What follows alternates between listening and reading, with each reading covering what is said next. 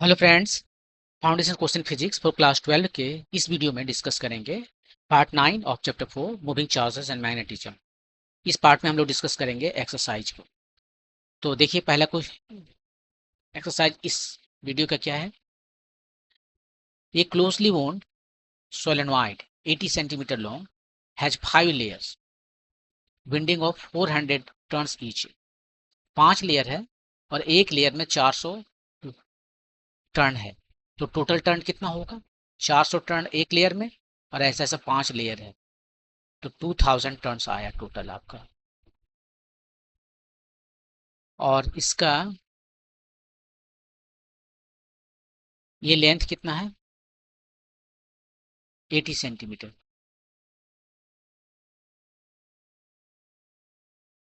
Diameter कितना है? Diameter है 1.8 centimetre. The current carried is 8 ampere. उसमें जो करंट जा रहा है वो है 8 एम्पियर।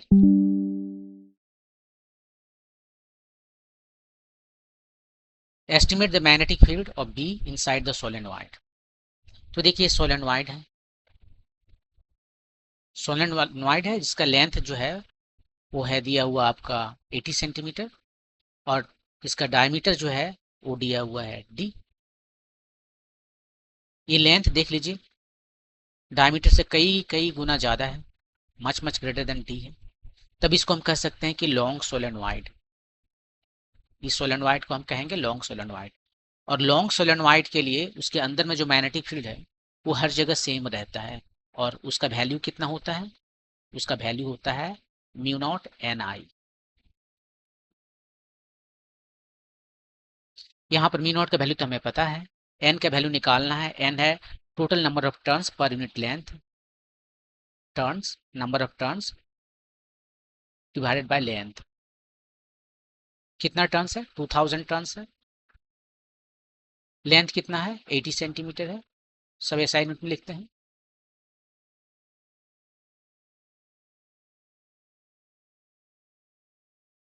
250 टाइम्स, सो 250 टर्न्स हो गया पर मीटर। एन का वैल्यू आ गया तो हम यहाँ पर बी का वैल्यू निकाल सकते हैं। अब म्यू जीरो का वैल्यू होता है 4 pi times 10⁻⁻7 times small N का वैल्यू यहाँ पर अभी भी निकाले 2500 और करंट का वैल्यू दिया हुआ है 8 एम्पियर। सब मल्टीप्लाई कीजिए। ये 4 पाई टाइम्स 10⁻⁻7, ये कितना हो गया? ये 200 हो गया। 25 टाइम्स 8 और 2 जीरो और भी है। सबको यदि हम सिंप्लीफाई करते हैं तो कितना आता है?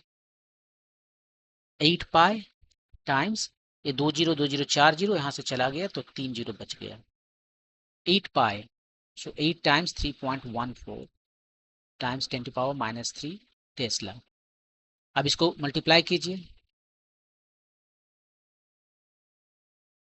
ये आ गया 25 टाइम्स समथिंग, उसको 10 से डिवाइड कर दिए, 10 से मल्टीप्लाई कर दिए, तो इतना टेस्ला आपका आंसर आया। तो ये आपका आंसर हो गया। मैग्नेटिक फील्ड इस सोलेनॉइड के अंदर में कितना होगा फ्रॉम द गिवन इंफॉर्मेशन, ये जो दिया हुआ है उससे। अब डायरेक्शन आपको बताने के लिए आपको पता होना चाहिए कि करंट इसमें ऊपर से नीचे आ रहा है या नीचे से ऊपर जा रहा है, तभी आप बता सकते हो, नहीं तो नहीं बता सकते। ओके, मूव करते हैं नेक्स्ट क्वेश्चन पे। नेक्स्ट क्वेश्चन है 4.9। क्या है क्वेश्चन? ये स्क्वायर क्वाइल है, क्वाइल है ये जैसे एक स्क्वायर हुआ, इसमें बहुत सारे क्वाइल्स हैं। क्वाइल मतलब कि काफी टर्न्स हैं इस पर, काफी टर्न्स हैं। ठीक, इसका साइड है 10 सेंटीमीटर। ठीक है, 20 टर्न्स हैं, टर्न्स हो गए 20। यहाँ पर देखिए 1 2 3 ऐसे करके 20 है। And carries A current of, इसमें जो करंट आ रहा है वो है 12 एम्पियर का। The coil is suspended in vertically, okay, vertically इसको सस्पेंड कर दिया गया है यहाँ पर। And the normal to the plane of the coil makes an angle 30 degree with the direction of uniform horizontal magnetic field. इसका जो डायरेक्शन है मैग्नेटिक फील्ड का, इसका ये जो प्लेन आपको दिख रहा है इसका जो परपेंडिकुलर डायरेक्शन ये है और इधर आपका मैग्नेटिक फील्ड है और ये दोनों के बीच का एंगल जो है सो 30 डिग्री बन रहा है। What is the magnitude of torque experience by the coil? Torque पूछ रहा है। इतना सारा इन्फॉर्मेशन देने के बाद में वो हमसे क्या पूछ रहा है? टॉर्क। टॉर्क कितना होता है? यदि किसी भी कॉइल को, करंट करेंट कॉइल को हम किसी एक्सटर्नल मैग्नेटिक फील्ड में रखते हैं तो एक टॉर्क एक्सपीरियंस करता है और वो होता है इसका मैग्नेटिक मोमेंट टाइम्स मतलब यहाँ क्रॉस प्रोडक्ट मैग्नेटिक फील्ड का। ये बिल्कुल वैसे ही है जैसे हम किसी इलेक्ट्रिक फील्ड में डायपोल मोमेंट को रखते थे तो वहां पर डायपोल मोमेंट और इलेक्ट्रिक फील्ड का जो क्रॉस प्रोडक्ट है बिल्कुल वही है। यहाँ डायपोल मोमेंट है, यहाँ मैग्नेटिक मोमेंट है, इलेक्ट्रिक फील्ड है, यहाँ मैग्नेटिक फील्ड है। और यदि इसे हम स्केलर फॉर्म में लिखें तो M B sine theta. M का वैल्यू कितना है आप यहां से निकाल लीजिए। एम कितना होता है? एम होता है करंट और उसका एरिया, ये होता है। ये तो एक लूप के लिए हुआ और यदि पूरे क्वाइल के लिए हम निकालें एम जो है सो क्वाइल के लिए निकालें तो जितना लूप है उतना से मल्टीप्लाई करना पड़ेगा। एक लूप के लिए ये आई आया, एन लूप है तो एन से मल्टीप्लाई करेंगे। आई कितना है? आई का value I A N B sine theta, यही आपका आंसर है। केवल आपको न्यूमेरिकल वैल्यू सब्सटीट्यूट करना है। करंट कितना है? करंट है 12 एम्पियर, देख लीजिए 12 एम्पियर। एरिया कितना है? ये 10 सेंटीमीटर है तो 0.1 मीटर हो गया, 0.1 टाइम्स 0.1 एरिया आ गया। नंबर ऑफ टर्न्स कितना है? ये है 20 टर्न्स। और मैग्नेटिक फील्ड कितना है? 0.8 टेस्ला टाइम्स साइन 30 डिग्री जो कि होता है हाफ।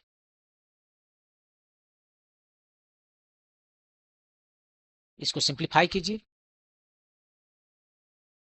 ये कितना आ गया? ये हो गया 12 टाइम्स 1/100 टाइम्स ये हो गया 16 टाइम्स हाफ 8 96/100 इतना आपका हुआ न्यूटन मीटर। सो 0.96 न्यूटन मीटर, यही आपका टॉर्क हो गया, इसका मैग्नीट्यूड।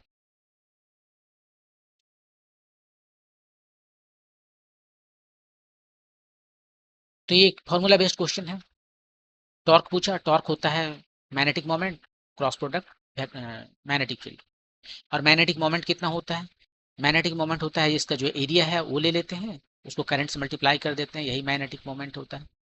डायरेक्शन, करंट को और अपना फिंगर को कर्ल कीजिए राइट हैंड लेकर, जिधर थंब दिखा रहा है वही डायरेक्शन होता है इसका। यहाँ क्वेश्चन में बोल दिया कि इसका जो नॉर्मल है, इसका प्लेन का जो नॉर्मल है आने की इसका एरिया वेक्टर का जो डायरेक्शन है वो मैग्नेटिक फील्ड के साथ में एरिया वेक्टर थीटा एंगल बनाता है और एरिया वेक्टर का जो डायरेक्शन है वही डायरेक्शन मैग्नेटिक मोमेंट का होता है।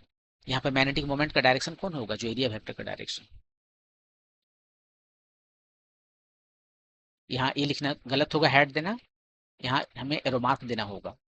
हेड देने का मतलब होता है यूनिट मैग्नीट्यूड हम लिख रहे हैं और ये सारे वैल्यू हम उसमें सब्स्टिट्यूट करते हैं न्यूमेरिकल वैल्यू तो हमें आंसर मिल जाता है। ओके, मूव करते हैं नेक्स्ट क्वेश्चन पे। To moving coil meters, galvanometer की बात कर रहा है। टू मूविंग क्वाइल गैलोनोमीटर, एक है M1 एक है M2, इधर M1 इधर M2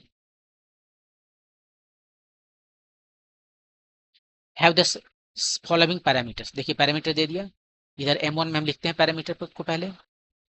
R1 उसका रेजिस्टेंस है 10 ओम, नंबर ऑफ टर्न्स है 30, उसका क्रॉस सेक्शनल एरिया है 3.6 टाइम्स 10⁻³ स्क्वायर मीटर। मैग्नेट जो यूज किया है उसका फील्ड स्ट्रेंथ है 0.25 टेस्ला। और इधर देखते हैं R2 कितना है? R2 है सो 14 ओम है। N2 कितना है? कितना टर्न्स है इसमें? 42 टर्न्स है। एरिया कितना है? क्रॉस सेक्शनल एरिया ये है 1.8 टाइम्स 10⁻³ ये क्वाइल का है क्रॉस सेक्शनल एरिया। और क्या बचा? मैग्नेट का स्ट्रेंथ 0.5 टेस्ला। ये सारे इंफॉर्मेशन दे दी। The spring constants are identical for the two metre, उसका वैल्यू नहीं दिया लेकिन बोल दिया कि वो आइडेंटिकल है। तो स्प्रिंग कांस्टेंट इसका जो है K2 का हम K लेते हैं और इसका भी हम K ले लेते हैं। डिटरमिन द रेशियो, पहला करंट सेंसिटिविटी का और दूसरा वोल्टेज सेंसिटिविटी का, M2 वर्सेस M1। तो दोनों ही केसेस में जो है सो पहले करंट सेंसिटिविटी निकालते हैं और उसके बाद में हम ये निकालेंगे वोल्टेज सेंसिटिविटी। एक करंट सेंसिटिविटी कितना होता है, करंट सेंसिटिविटी होता है 5/I।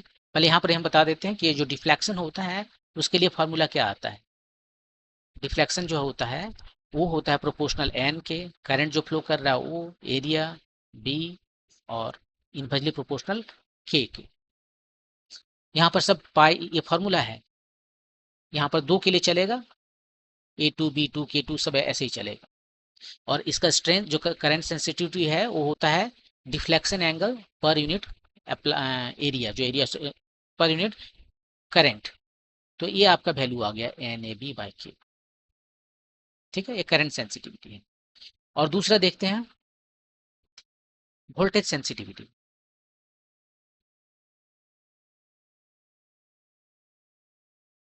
वोल्टेज सेंसिटिविटी में क्या होता है, देखिए आई को हम जो है सो रिप्लेस कर देते हैं ओम्स लॉ से। एन आई की जगह लिख देते हैं VRAB/K। और जब हम इसका सेंसिटिविटी देखते हैं तो उसको हम डिवाइड कर देते हैं V से, ये है इसका सेंसिटिविटी। तो ये आपका आ गया NAB/K टाइम्स R। अब जो रेशियो हमसे पूछा गया है ये तो आपने देख लिया, करंट सेंसिटिविटी, ये है वोल्टेज सेंसिटिविटी, और इसका रेशियो आपसे हमसे पूछा गया है तो हम रेशियो निकालते हैं।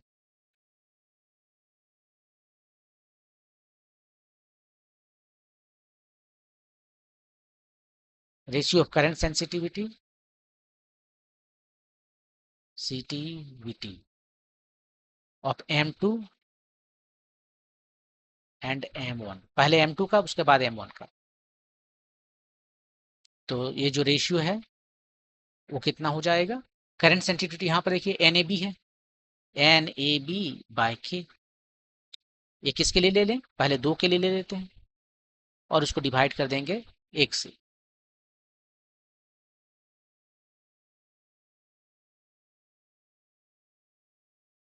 कितना आएगा, दो के लिए पहले N2 A2 B2 और K1 K2 जो भी है दोनों के लिए सेम ही है, N1 A1 B1 K, ये सेम है।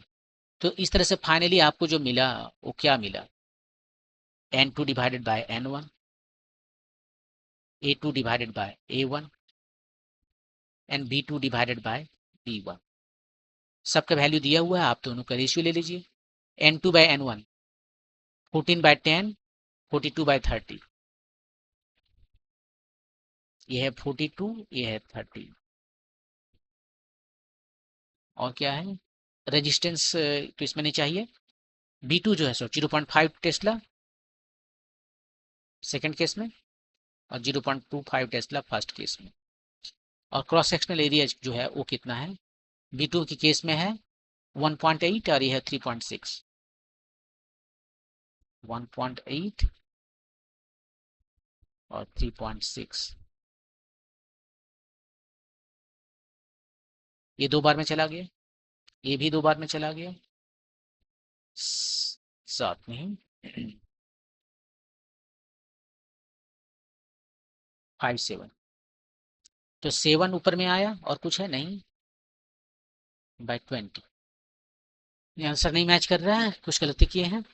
लास्ट में जो B2/B1 है वो कितना है, B2 है 0.5 टेस्ला, तो सही लिखा। B2 जो है सो 0.5 टेस्ला है।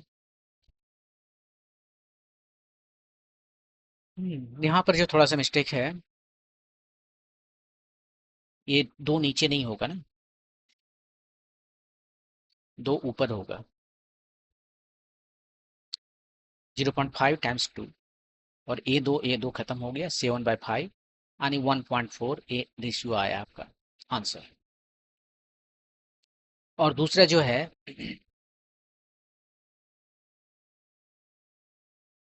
वो रेशियो जो बोला गया है, ये तो था करंट सेंसिटिविटी का रेशियो। अब जो दूसरा क्वेश्चन जो इसमें है वो है वोल्टेज सेंसिटिविटी का रेशियो, वो निकालना है। तो वोल्टेज सेंसिटिविटी का रेशियो निकालते हैं।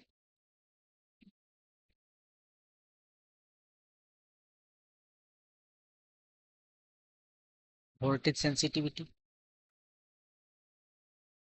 Of M2 and M1। तो रेशियो क्या था, पहले वोल्टेज सेंसिटिविटी कितना था वो देख लीजिए, किधर है वोल्टेज सेंसिटिविटी, NABR/K, NABR/K।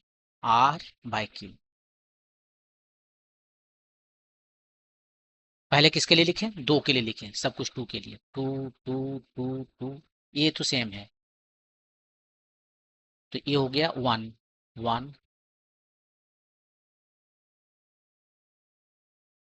के। और फाइनली आपका आ गया N2/N1,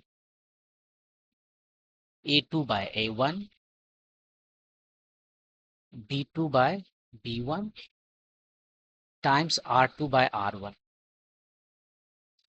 इसके पहले हमने यही निकाला था, N2/N1, A2/A1, B2/B1। ये टोटल आपका जो है वो करंट सेंसिटिविटी है।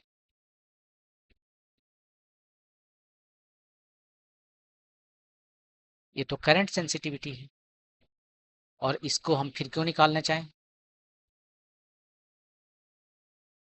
R2/R1 निकालना है। R2/R1 जाके देखिए यहाँ पर क्या है, ये है R2/R1। R2 है 14 और R1 है 10। ये आ गया 14/10। और ये कितना आया था,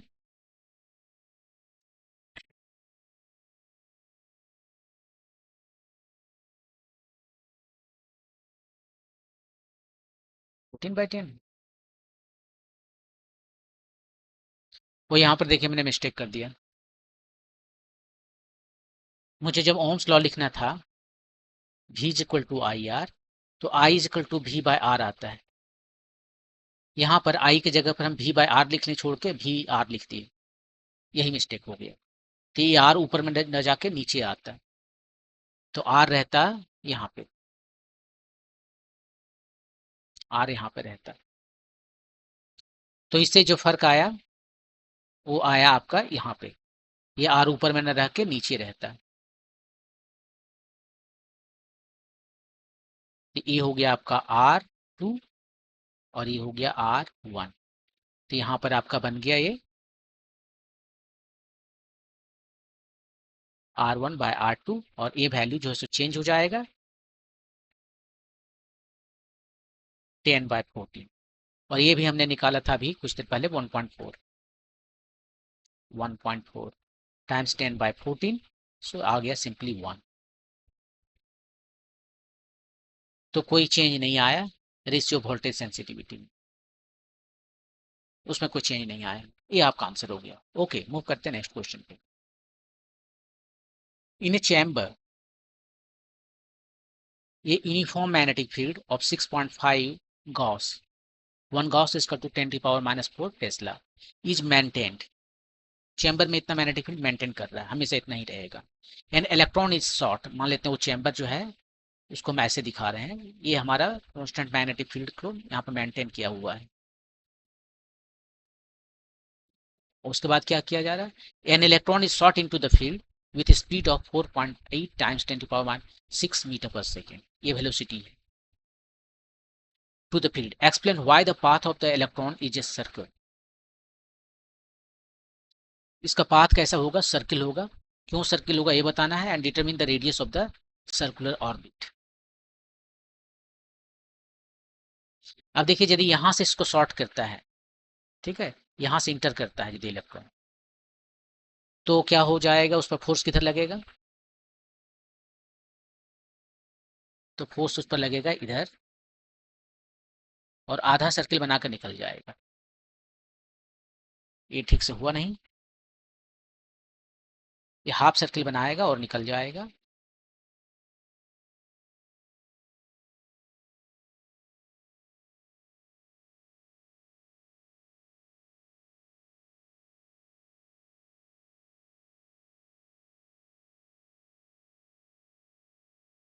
ऐसे हाफ सर्किल करके निकल जाएगा इधर से टेंजेंशियली। यदि इसके अंदर में होता, मान लीजिए पूरे के पूरे मैग्नेटिक फील्ड यहाँ पर है और इसे यहाँ से शॉर्ट किया जाता, तब ये कंप्लीट सर्किल बना लेते। अंदर से यदि शॉर्ट करेंगे तो कंप्लीट सर्किल, और बाहर से चेंबर में यदि इंटर करेगा तो हाफ सर्किल बनेगा। ये इलेक्ट्रॉन है। क्वेश्चन है कि क्यों? क्योंकि यहाँ पर जो मैग्नेटिक फोर्स है वो हर जगह सेंटर की ओर जो है, जहां से स्टार्ट किया है ना वहां से इसके सेंटर की ओर फोर्स लग रहा है। ये जो मैग्नेटिक फोर्स है वो रेडियल हो जाता है।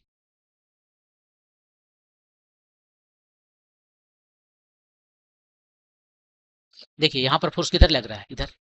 आप right hand curl rule use कीजिए। ये इलेक्ट्रॉन है, नेगेटिव चार्ज है।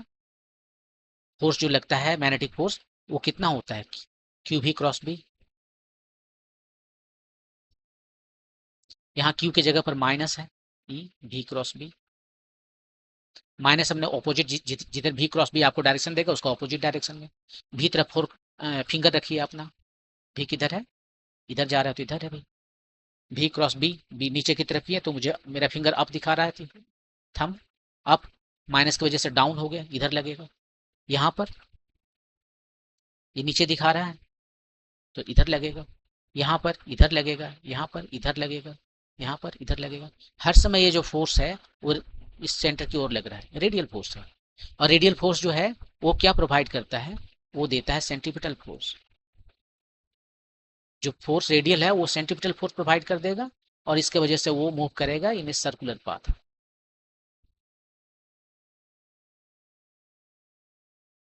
Move in a circular path. अब इसका रेडियस निकालने के लिए बोला है कि रेडियस कितना होगा, तो रेडियस होता है मोमेंटम बाय क्यूबी। अब निकाल लीजिए रेडियस।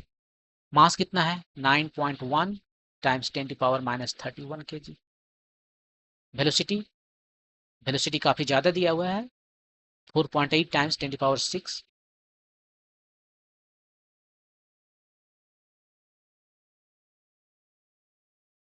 चार्ज, इलेक्ट्रॉनिक चार्ज जो है वो है 1.6 टाइम 10⁻⁹ कूलम। और कितना है मैग्नेटिक फील्ड, 1 गॉस, सो 10⁻⁴ टेस्ला। 10⁻⁴ टेस्ला। इसको सिंप्लीफाई कीजिए, ये हो गया 9, ये तो 3 बार में चला गया, 0.1 टाइम्स 3। नॉन जीरो जो वैल्यू नंबर है वो बस यही दोटो है, बाकी सब तो 10 का पावर है। तो 19 इधर है, 4 23 हुआ, ऊपर जाके 23 6 29 बन गया और 31 में से चला गया इतना। इतना मीटर का आपका रेडियस है। ये 10⁻² मीटर वो सेंटीमीटर होता है, 27.3 सेंटीमीटर। ये आपका रेडियस आएगा।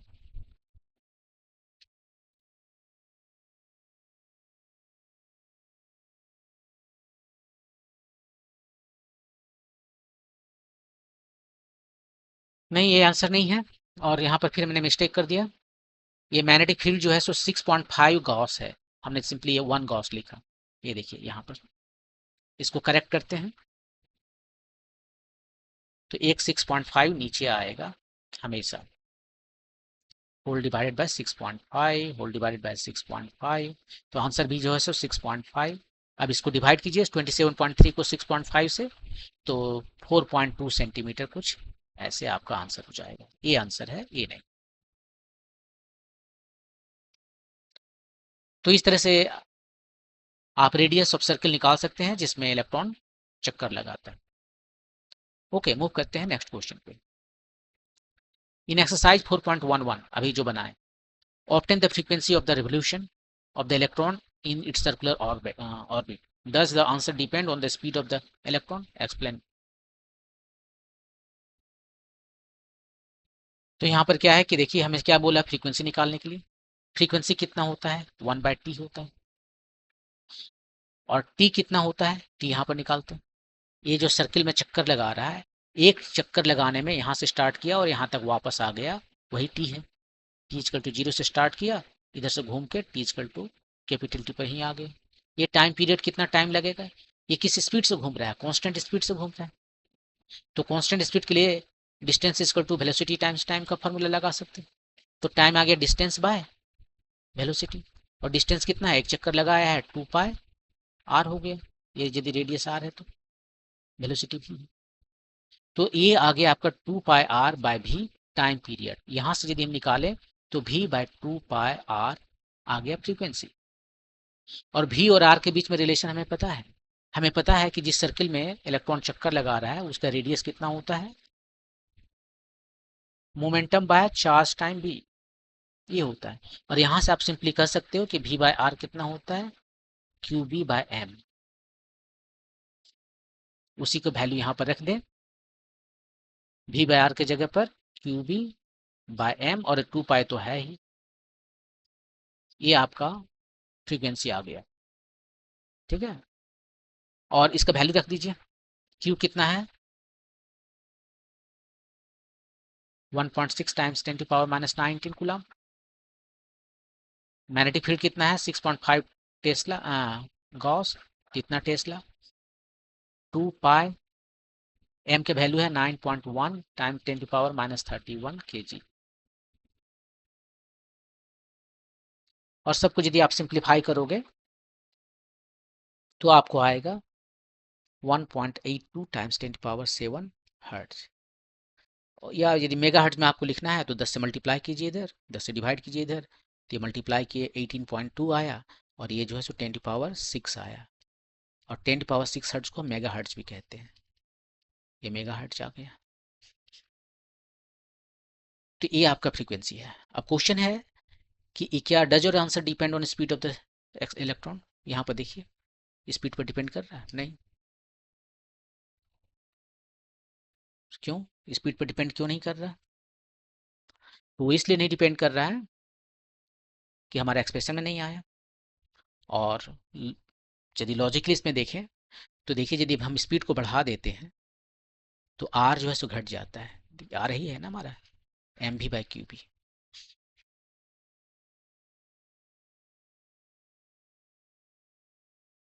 आर कैसे घटेगा, आर तो बढ़ेगा। भी को हमने बढ़ा दिया तो आर बढ़ गया, ठीक है। जो यहाँ पर सर्किल कर रहा था अब यहाँ पर सर्किल करेगा, वेलोसिटी ज़्यादा कर दिया तो अब ज़्यादा रास्ता ये जो है सर्किल कर रहा है, तो इसको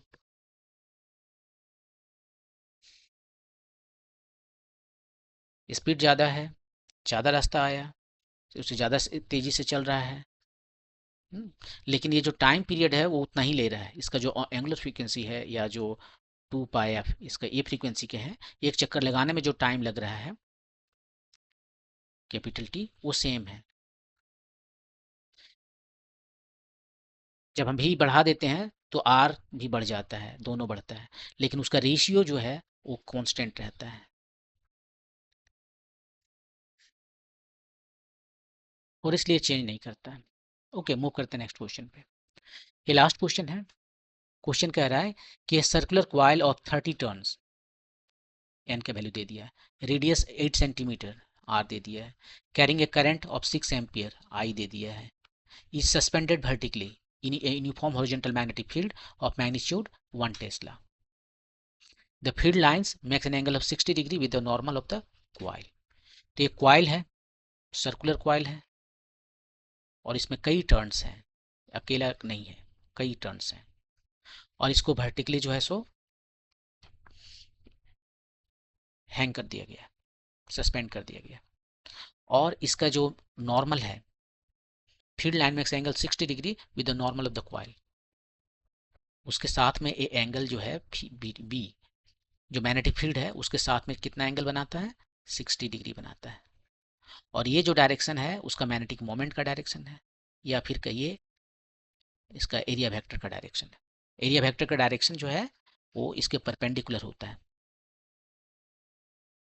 और मैग्नेटिक मोमेंट जो है एरिया वेक्टर को हम जब सिंपली करंट से मल्टीप्लाई करते हैं तो मिल जाता है। ठीक है, इतना दे दिया है। Calculate the magnitude of the counter torque that must be applied to prevent the coil from turning. यहाँ पर जब वो रहेगा तो उस पर एक टॉर्क लगेगा, वो टॉर्क निकालिए, देखिए कितना है। टॉर्क होता है m क्रॉस बी,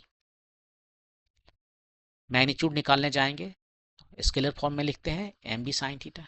एम कितना है, current times area, B sine theta.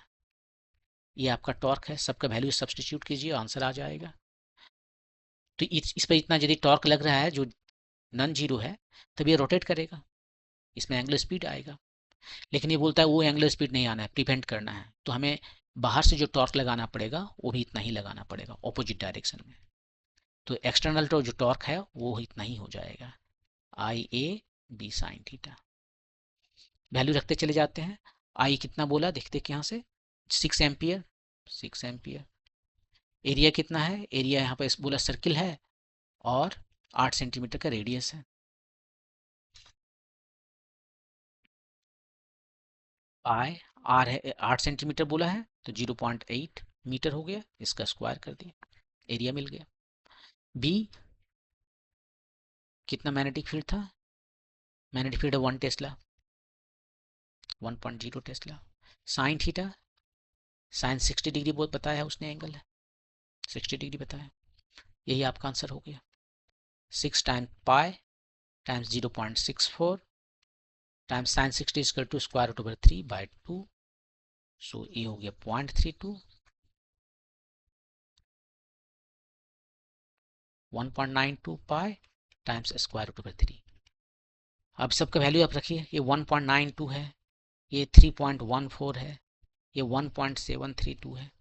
कितना आएगा, हम अप्रोक्सीमेट करते हैं। ये 2 हो गया, ये 3 हो गया, इसको थोड़ा कम किए, इसको थोड़ा, और अभी भी दोनों में कम हो गया, राइट। नहीं, इसको एक्सपेंड हम ज़्यादा कर दिए, 1.9 की जगह 2 लिए, इसको 3.14 की जगह 3 लिए। अप्रोक्सीमेट से 3 टाइम्स 2 6 आ गया, और 6 को यहाँ पर 1.59 9 से थोड़ा ज़्यादा आएगा।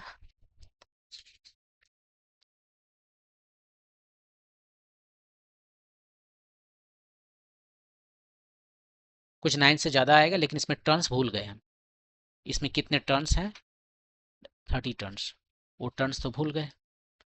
जब हम यहाँ लिखा रहे हैं तो टर्न्स यहाँ पर लिखना पड़ेगा, राइट, टर्न्स, और वो 30 टर्न्स है। तो लास्ट में जो है सो एक कुछ कुछ 9 के करीबन आ रहा था ना, कितना 6, सो 10 के करीबन था, और ये था टर्न 30।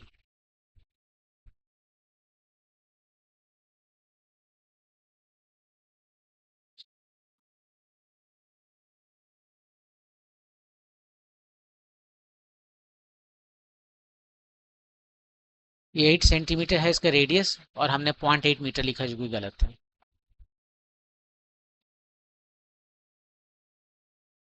इसको 0.8 ना लिखकर हम सिंपली कह देते हैं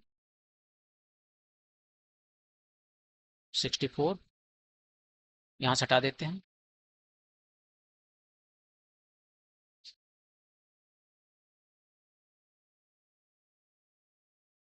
देखिए 8 जो है ये बाय 10, 10 नहीं 100, 8 सेंटीमीटर 8/100 सेंटीमीटर हो गया। अब उसका स्क्वायर है तो यहाँ पर हर जगह 10⁻⁻⁴ चलेगा, 10⁻⁴ नीचे है, 10⁻⁻⁴ चलेगा। और ये आपका वैल्यू आया 1.92 टाइम्स 3.14 टाइम्स 1.73, ये आ गया 30, और ये है 10⁻⁴ नीचे में। सब मिला जुला के आपका देखिए कितना आ जाता है। तो देख लीजिए ये आपका हो गया 6, 10 के करीबन ये आया, ये 30 के करीबन आया, 10⁻⁴ आया, इतना न्यूटन मीटर आया।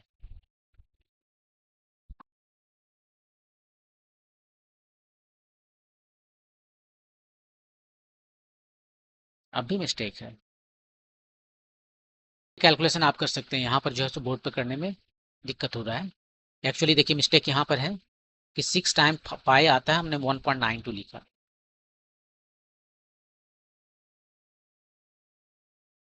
नहीं, पाई तो यहाँ है, और ये क्या किया मैंने, ये तो डेसिमल यहाँ नहीं था ना, यहीं से प्रॉब्लम मिस्टेक हुआ।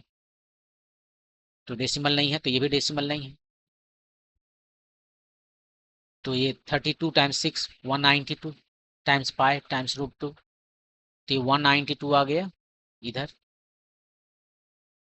तो 192 टाइम्स 3, इसको हम कर सकते हैं टाइम्स 100, तो 100 इधर आ गया। तो 1 2 3 4, 2 2 4 4, तो ये 3 नैनोमीटर आया, न्यूटन मीटर आया। ये आपका आंसर हो गया। Okay, would your answer change if the circular coil in A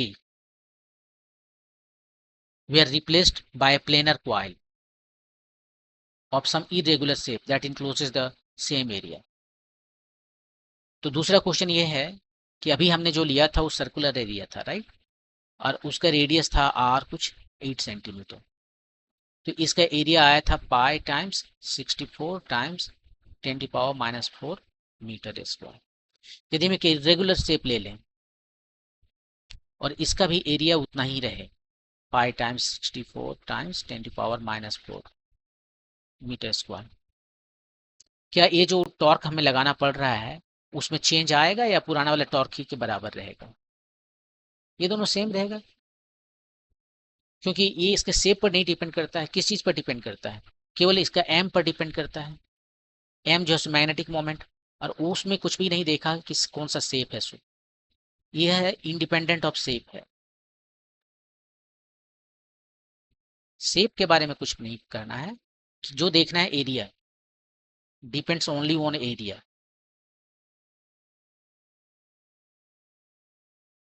तो आपका आंसर चेंज नहीं होगा क्योंकि शेप पर नहीं डिपेंड करता है। तो ये था क्वेश्चन नंबर 13 और लास्ट क्वेश्चन था इस सेक्शन का। तो इस तरह से ये सेक्शन कंप्लीट हो गया, moving charges and magnetic field, जिसमें आपने देखा कि जो चार्जेस जब मूव करते हैं तो वो मैग्नेटिक फील्ड प्रोड्यूस करते हैं।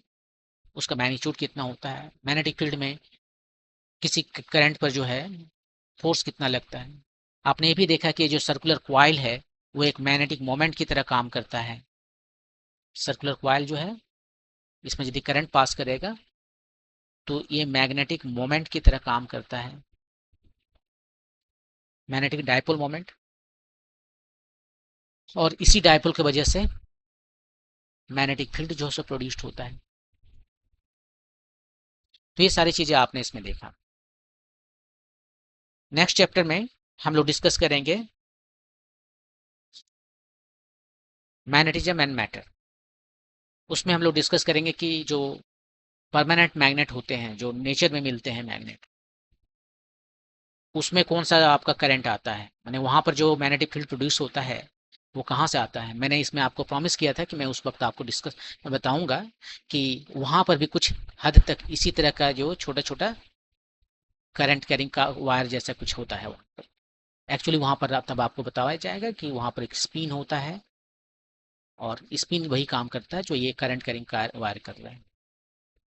उसमें फिर आपको डिफरेंट मटेरियल बताए जाएंगे कि वहाँ किस तरह से फेरोमैग्नेट होते हैं, डाई मैग्नेट होते हैं, पैरामैग्नेट होते हैं, फेरी मैग्नेट होते हैं। ये सारी चीज़ें वहाँ पर आपको फिर बताया जाएगा। ओके, सो इस चैप्टर में इतना ही। Thank you.